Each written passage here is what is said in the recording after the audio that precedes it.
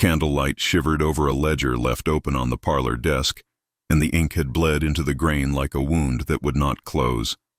Outside, winter pressed itself against the shutters, soft with fog and river chill, and the iron balconies of New Orleans wore a thin skin of dew that smelled of magnolia and something older. I will tell it in a quiet voice, not because the story is small, but because it learned to live in silence.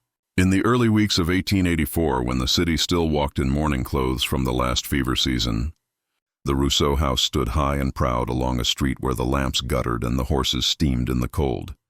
The family had money that moved on paper, and land that grew bitter sugar in heat. The kind of wealth that smooths over scandal like varnish. The kind that writes hunger out of the minutes. The heiress was Evangeline Rousseau. She was 19 that winter, and the first thing the photographer noticed was not her dress but her stillness. A sitting requires patience. A wet plate punishes every tremor. She sat because she had learned to sit. She had learned to make her face untroubled while men discussed her future within earshot, as if a ledger could hear more than a girl. The portrait would be a marker of grace, of lineage, of a marriage that tied money to name like ribbon to hair. It began as a photograph on glass, quick as a caught breath, and yet so slow, so tender to error, that the room itself held still for it. The chemicals burned the air. The tray gleamed like a shallow pond. The photographer counted the seconds against his pulse. He told us later that her eyes had a pleading calm. A neighbor might have called it poise. He called it weight. Beyond the heavy curtains, the house murmured in the old language of rank. Wool over wood, footsteps that shifted when a master entered. A bell that rang and fed the kitchen with orders. Servants moved in ways that left no trace except in memory, and memory can be a harsher witness than ink. Behind the azalea hedge, smaller rooms held other lives. The air there smelled of soap and starch and the kind of sleep that comes only after long work. A cradle sat in one corner, and a lullaby once stitched the dark with a simple thread. Those who listened knew the voice. Marielle's. She had come to the house years before, traveling light, carrying everything she owned in a cloth bundle and everything she could not forget in her bones. If you asked the family for her last name, they would have answered with a shrug. They did not collect last names, only wages. But the city keeps its own kind of books, and the wind learns its own roots, and what one house hides another will whisper. On the day the portrait began, a thin rain traced the ironwork like a hand. Evangeline sat with her spine lifted and her gaze level, the way girls are taught in places where floors can judge. The photographer arranged the lighting to fall like a confession, soft from the side, obeying the old rules of depth and mercy. The plate drank the light. The shutters licked open and shut. Somewhere a carriage wheel hissed across wet stones, and a seller called oysters in a voice that traveled farther than hope. The image arrived in its shallow bath the way truth arrives, slow at first, then undeniable. It rose out of the emulsion, feature by feature, cheek, mouth, the curve of a young woman poised on the edge of a life that had been chosen for her. He knew the craft. He had studied war widows and children and men who wanted to look larger than their debts. Yet when he watched her face appear, he felt something he could not name. Not love, not fear. The closest word might have been warning. In houses like this, the parlor carries more lies than the ledger. The chandelier offers light without warmth. The chair remembers every back that leaned into it and told itself a story about worth. The painter would arrive later, hired to translate photograph to oil, to fatten the light, to thread gold into the edges, to make a life feel permanent. But permanence is a trick of patience and silence. The servants knew something had happened in the night. A cradle that had been full was empty by dawn, and the ashes in the stove were too bright for stew. The cook said nothing. The laundrywoman said nothing. The boy who swept the steps watched the hedge without blinking. Marielle did not come to the kitchen door for bread. She had been there the day before, humming into the baby's hair in a room small enough to keep a secret. By noon she was gone. So was the child. When the carriage rolled out at first light, no one downstairs looked up. That is a skill learned for survival. You keep your eyes on the floor. You let the floor carry what the air cannot. Evangeline's fiancé came later, smelling of tobacco and river.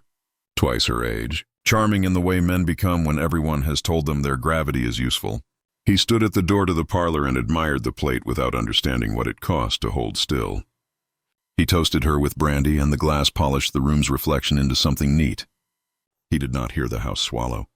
He did not hear the breath the walls were holding. In that city, the line between kin and scandal could be whitened by money, but never erased. A baby born in a servant's room could be many things on paper. Paper forgives, paper forgets, paper floats. But a portrait is a kind of witness that refuses to nod along. The painter studied the photograph for days. He noted the light that broke gently under Evangeline's chin. He sketched the folds of her dress like quiet rivers. He touched the brush to oil and drew her mouth with respect.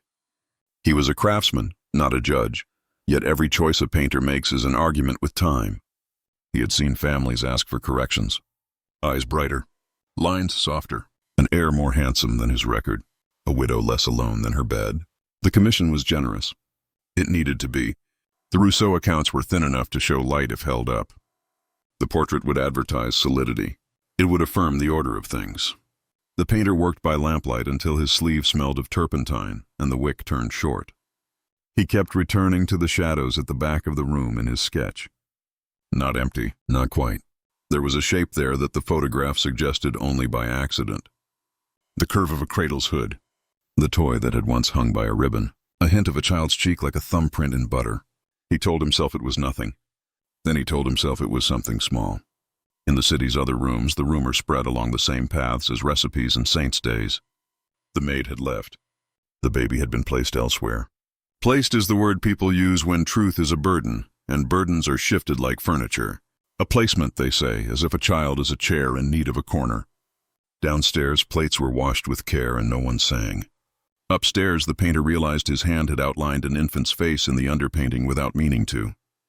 Just a blur, a softness, a possibility. He considered scraping it out. Oil forgives too, if you move fast.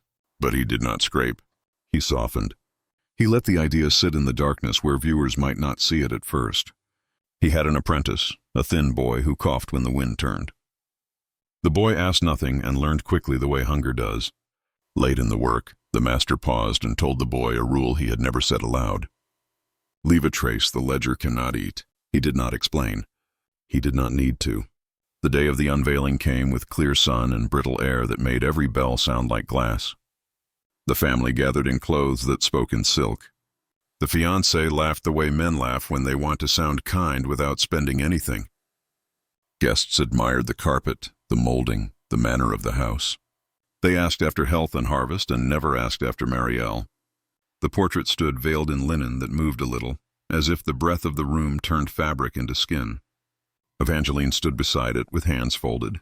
If her heart pounded, the dress hid it. If her memory burned, the air cooled it. The linen lifted. The painting met the room at once. Those first seconds always claim the truth. A murmur rose and settled like dust that has learned how to behave in polite company. Because the likeness was good. Because the light was kind. Because the pose flattered the spine that was trained to be straight. And then someone drew a breath they did not plan to draw. It was not the face that startled them. Not the eyes, though they held a quiet that was almost a prayer. It was the background. The shadows behind the chair were not empty. They held a small form, so gentle you could overlook it until you remembered the city had eyes. It was only a suggestion, a shape, a smudge turned tender by a steady hand. But it was enough to wake the mind. It was enough to ask a question without a sound. The infant in the darkness seemed to wear a faint sense of life, as if light had come unaware to a sleeping face. The painter had done nothing bold. He had only failed to erase. Guests shifted. Fans stirred. Someone laughed too brightly and then pretended it was for another reason. One woman pressed her glove to her mouth and studied the corner again, slower this time, measuring what she saw against what she had been told. Evangeline did not move. She had learned not to, but in the curve of her mouth there was a human thing. Not quite sorrow, not quite fear, guilt perhaps softened into duty. After the guests left, the house breathed out. The portrait remained, saying nothing in the way a witness says everything. In the rooms behind the hedge, the air was colder. The cradle space looked larger without the cradle. A moth stitched the dusk with a path that looked like handwriting. The cook poured water. The street kept its wet shine as if the river had reached up for it. The photographer passed by at dusk and looked up at the balcony he knew. He told himself the job was done. He told himself a picture is only an arrangement of silver that light has blessed, but he dreamed that night of a plate that refused to clear.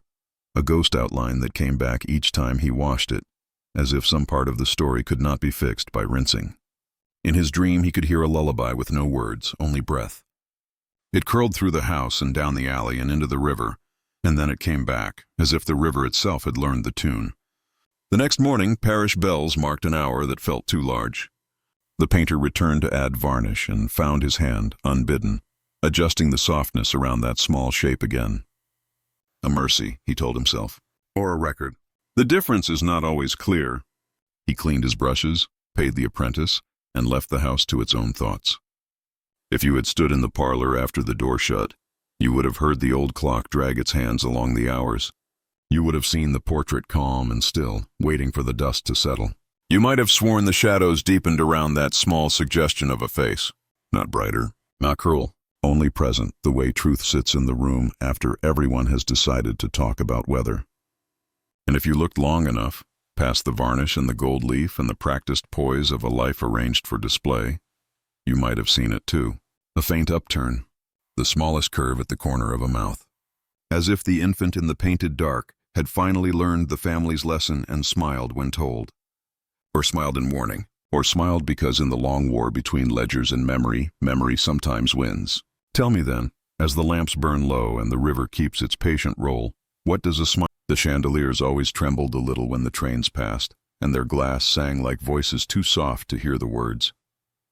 Behind every shimmer in that light were debts, not just in ledgers, but in conscience. The Rousseau family carried both kinds.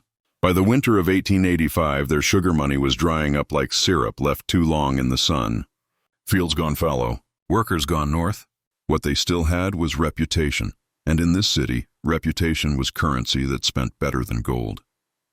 But reputation could be ruined by a whisper, and one whisper had already begun its slow, patient crawl through the parlor walls. They said the baby that cried in the servants' quarters did not belong to the servant alone. They said it carried the pale tint of the house upstairs, the fine shape of its mistress's cheekbones.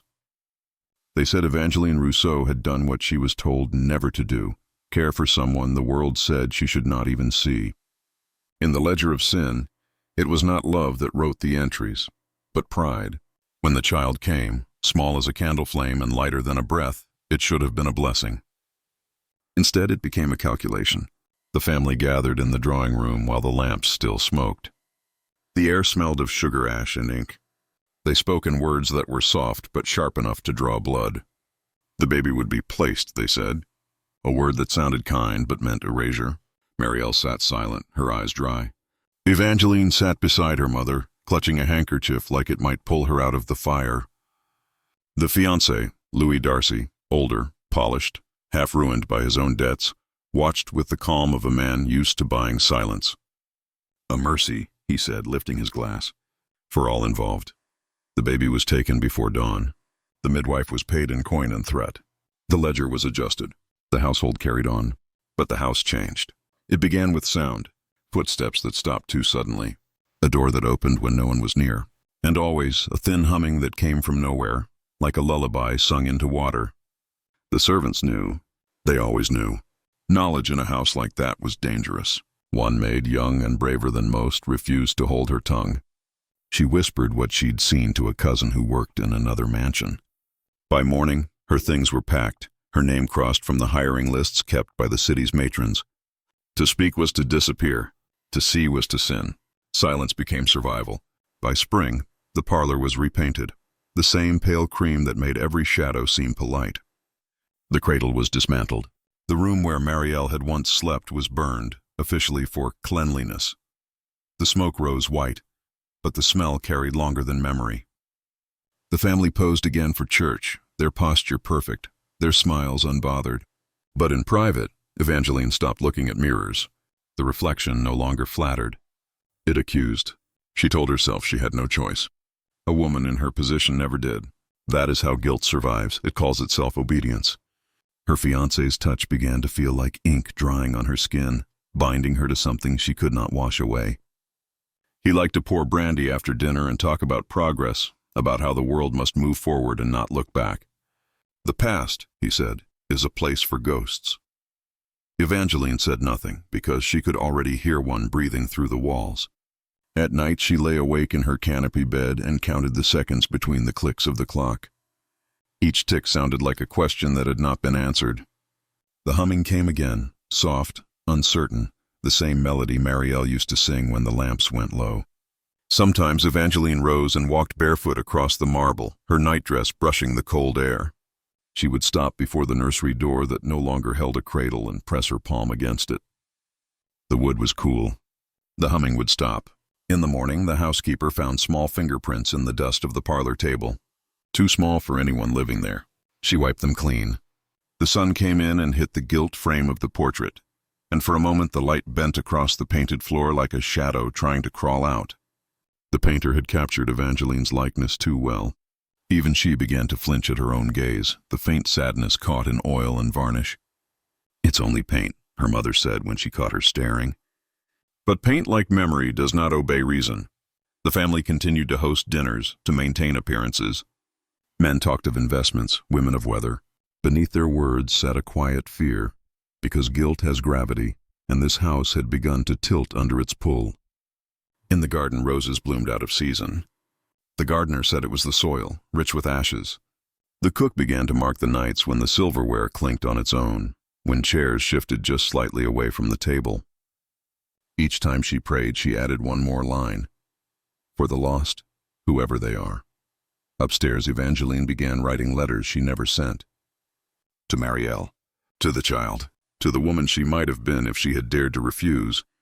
She hid them behind the portrait, folded into the frame's wooden lip. Her handwriting grew smaller with each confession.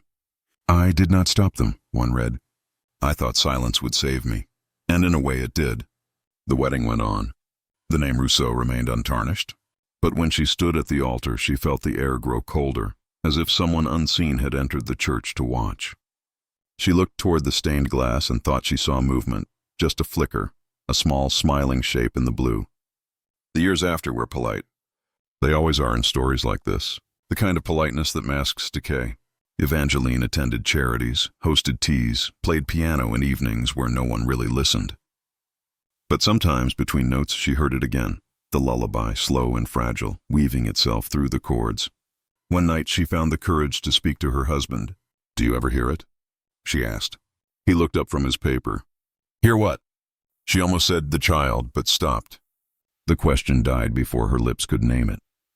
He laughed, the way men do when reminded of things they've paid to forget.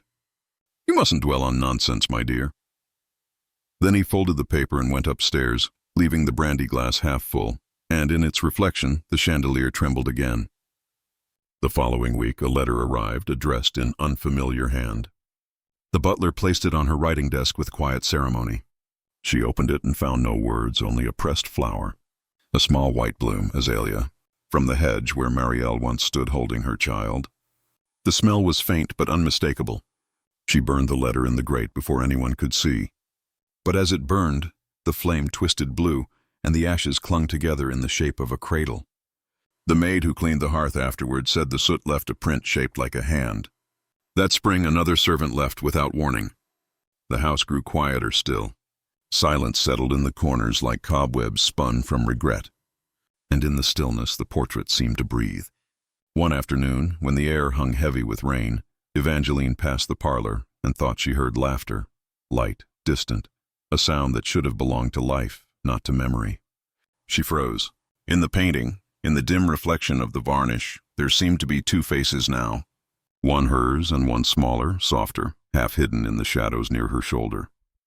She blinked and it was gone. Or perhaps it had always been there. Guilt plays tricks, but truth does not. That night, as the storm cracked above the bayou, she wrote one last letter.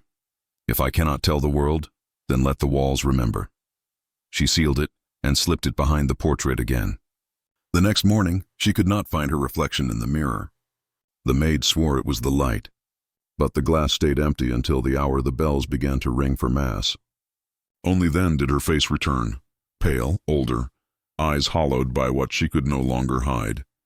Behind every chandelier in that house there were debts, some paid in coin, some in silence, and some like hers still owed. Even now, when the dust thickens on the parlor floor and the glass trembles with the passing trains, people say that if you listen closely beneath the echo of footsteps and rain, You can still hear a child humming in the walls. The same tune Marielle once sang by candlelight. The years put a film on everything, even on guilt. But the portrait did not fade. Dust gathered on the parlor moldings and settled into the brocade like ash after a quiet fire. Yet when a candle was brought near, the paint seemed to wake. In 1892, after the house had gone still and Evangeline Rousseau was carried to the church in a carriage that did not stop for neighbors, an appraiser came to count what remained. He moved with careful hands, the way men do around the dead.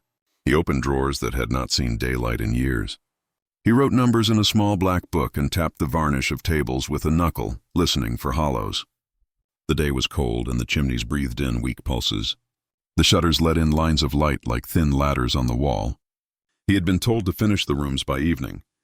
He did not mind the time. Houses like this carry their own hours, and he walked inside them the way a man walks through fog. When he entered the parlor, the air changed.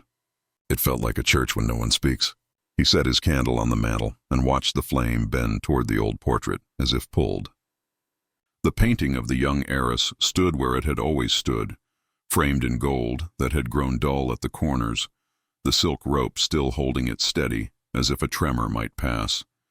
Her face was as it had been that winter years ago, composed, pale, guarded by good breeding and hard lessons. But what kept his eyes from moving on was not her. It was the background. He leaned in and rubbed his thumb once along the varnish, then stopped, ashamed of the impulse.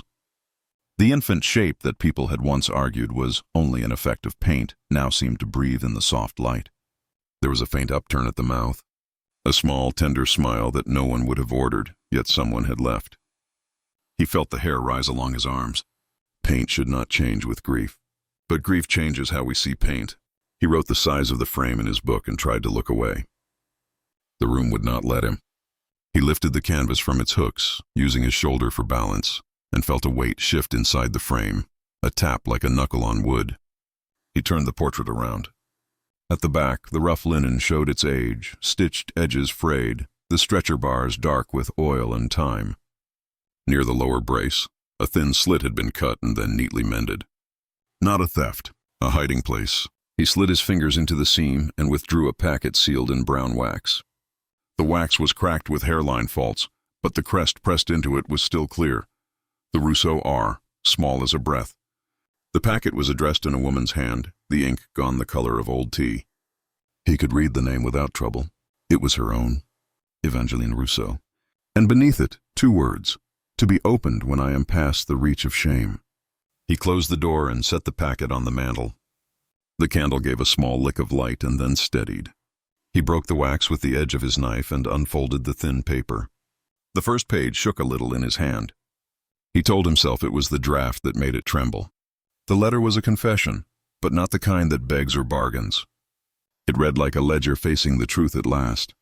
She wrote of the day the house chose a lie and dressed it in fine words.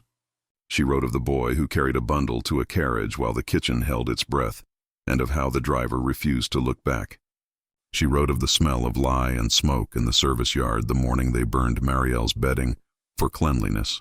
She wrote of Marielle by name, not as a servant but as a woman who had stood in the doorway with a face made thin by fear and hope and said, "Very softly, please." The appraiser turned the page with care. The second sheet had been pressed years before with a small flower. When it lifted, the ghost of the petals left a pale stain. She told of the visit that came later, when the roses were wild in the hedge and the heat made the silver in the spoon sweat. Marielle had returned then, older by more than time. She came to the gate with her bonnet in her hand and the sun on her cheek. She said the child had died of fever in another woman's house. The word fever was written small, as if it could be made smaller by being squeezed. She said she did not come to curse. She came to ask that the child be named, to have a line in a family book, to be allowed 1 letter carved into church stone, even if no one but the moss would read it. Evangeline wrote that she stood on the upstairs balcony with her hands on the wrought iron, watching, and could not make her feet go down the steps. She could not move her mouth into honesty. She could not say the name that lived in her chest. She watched as the butler closed the gate. She watched as Marielle turned away, walking into a bright world that refused to hold her shadow.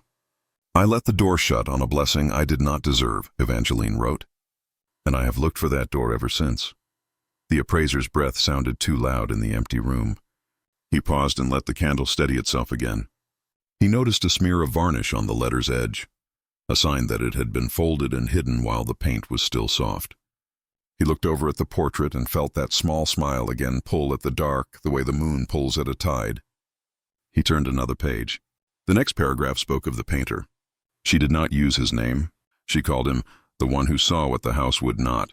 She wrote that the family asked for corrections. They asked for the background to be clean. They asked to remove anything that might ask questions. They wanted dignity without memory. The painter listened, but in the end, he refused to pretend the air had no weight. She wrote that he told his apprentice within hearing of the butler that a portrait is not only a face. It is the room that face made and the room it broke. He said he could not take the child out because the child was the truth. She wrote that she did not know why the painter kept the faint shape there. Mercy or judgment, she could not tell. She could only feel its presence each time she walked past, a brush against the skin of her silence. The appraiser remembered hearing years ago that the painter had died without warning.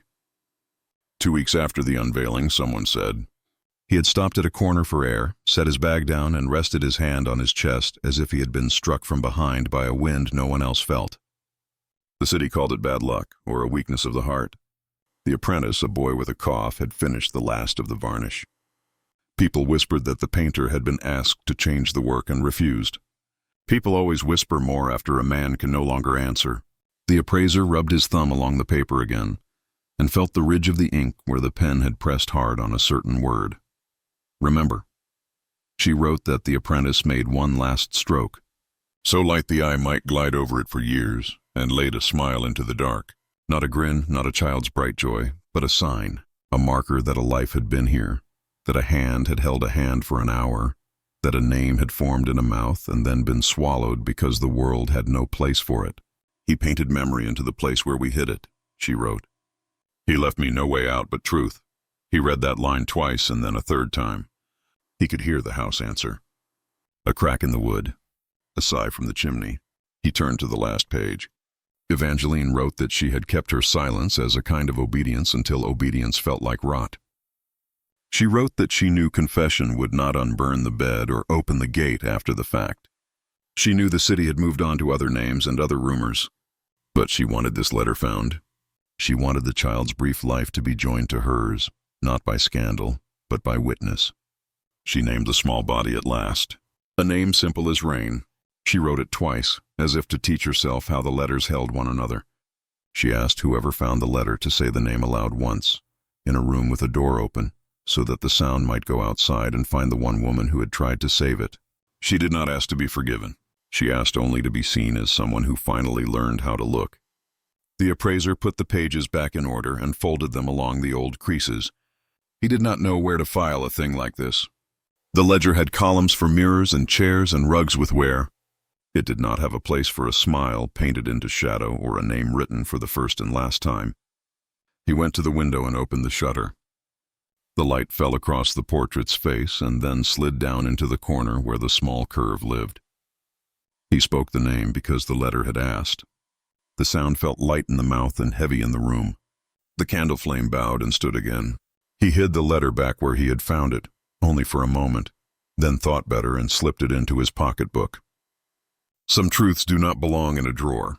He took one last inventory of the parlor, the clock that still kept order in an empty house, the chairs that remembered backs now gone, the rug that held the path from door to portrait like a map of worry. He wrote his numbers and closed his pen. On his way out, he paused in the hall beneath the upstairs balcony. The iron balustrade made shadows like lace on the floor. He looked up and pictured a young woman held there by fear and the law of her family, watching a gate shut on the only honest request she had ever received. A carriage passed. The floor took the small shake of it and held. In the weeks after, he learned from a frame-maker that the painter's apprentice had once told a customer a story over tea.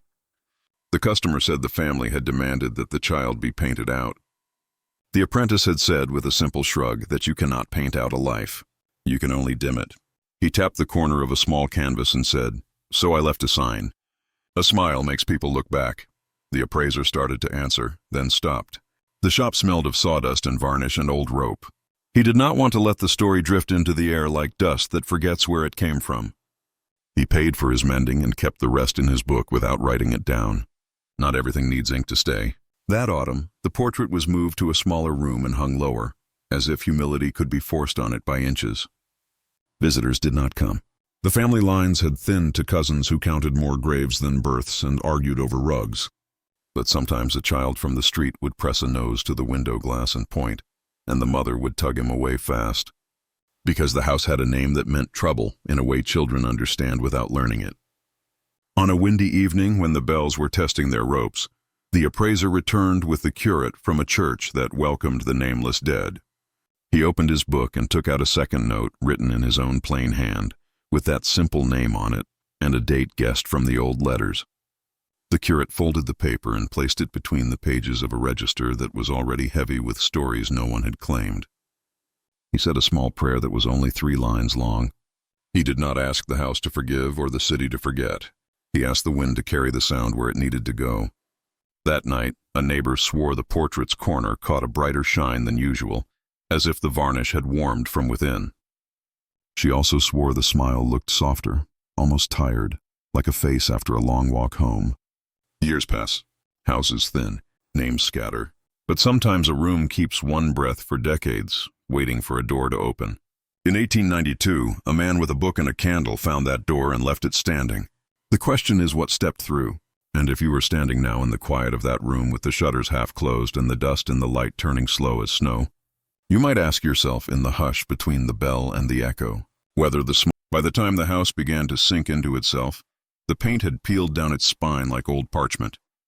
The windows had turned to mirrors that only showed the sky, and the air smelled of salt and iron as if the sea had moved closer in secret.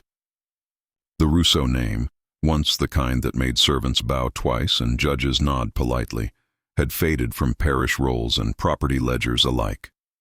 The ink ran thin and blurred, like rain taking its time to erase what it no longer feared. By the 1930s, no one said the Rousseau estate anymore. They said the house that watches itself.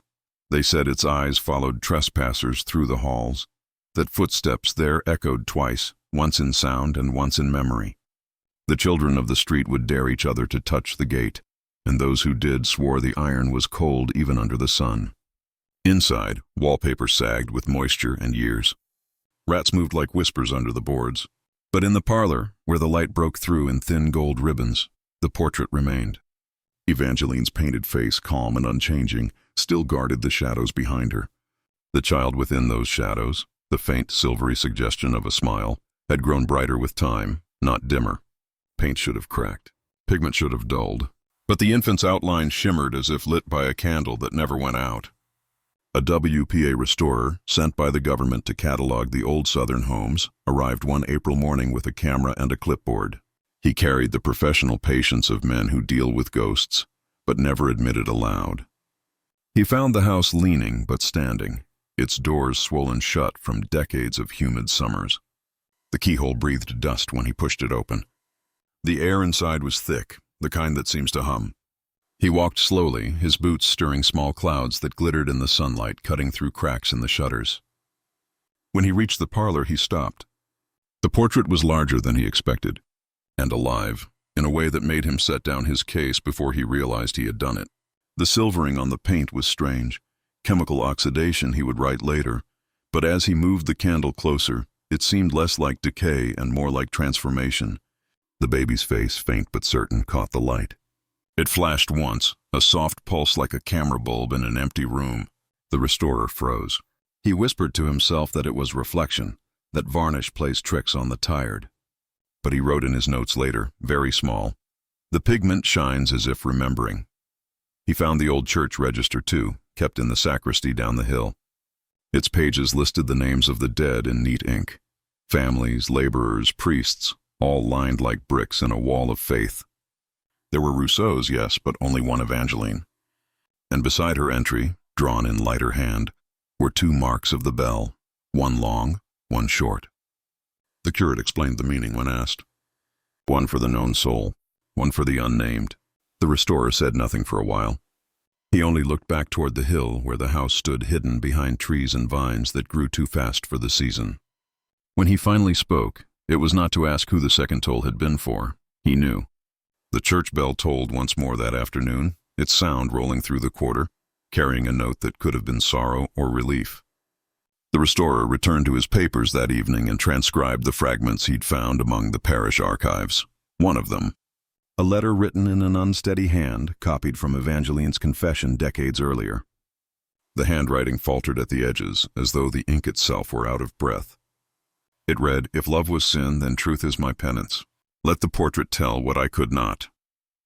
Beneath those words, the restorer wrote only a date and his initials, and when he was done, the page seemed too thin to hold the weight it carried.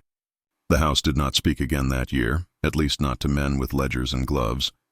But those who passed by said the windows glowed faintly on storm nights, a soft silver sheen that flickered with the thunder like a heartbeat. Inside, the portrait hung crooked now, its frame gnawed by damp, its canvas rippled by air that never quite settled. Yet the smile in the shadows endured. In the dark, it caught the lightning like a mirror. The neighbors called it cursed. The children called it alive. But no one went near after sunset.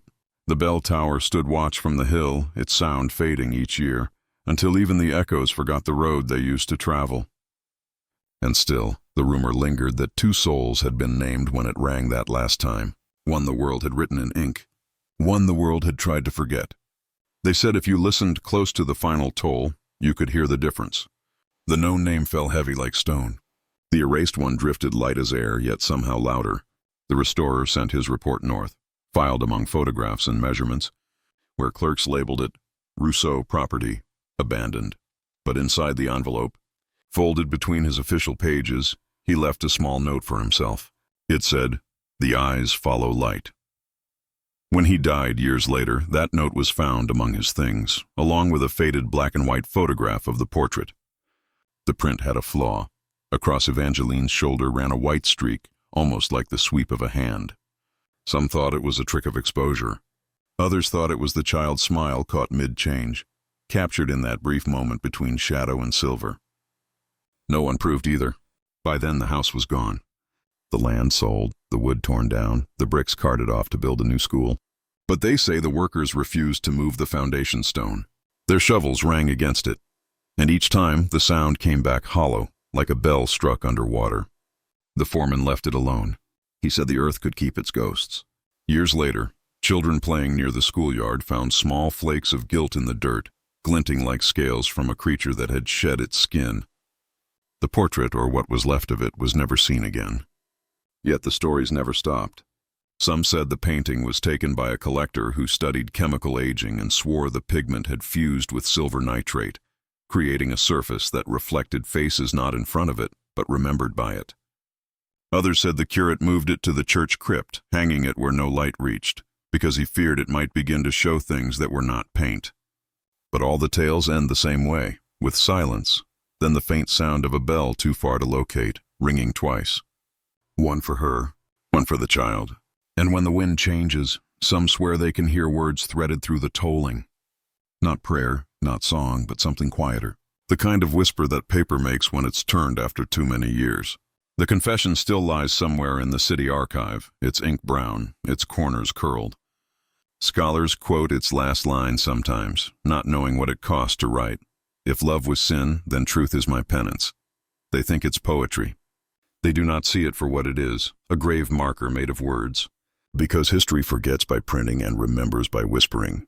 The Rousseau name may have washed away, but in the margins of the old record books, there's a faint bloom of ink that keeps returning no matter how often it's pressed flat.